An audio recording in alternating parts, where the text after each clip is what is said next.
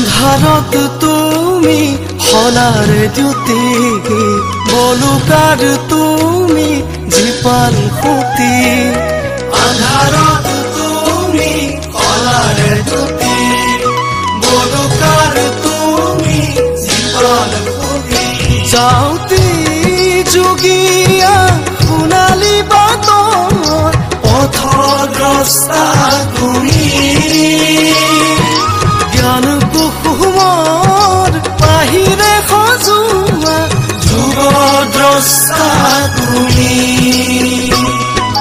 দৃষ্টিৰে নমনা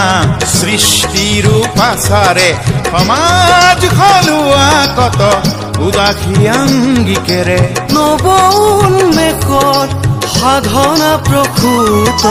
সমাজৰ সৃষ্টিকৰ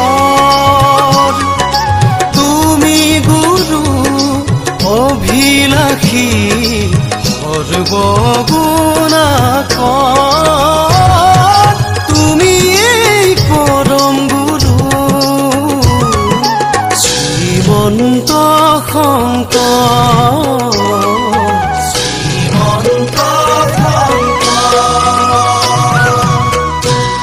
আৰু এয়া ৰূপান্তৰৰ ইতিহাস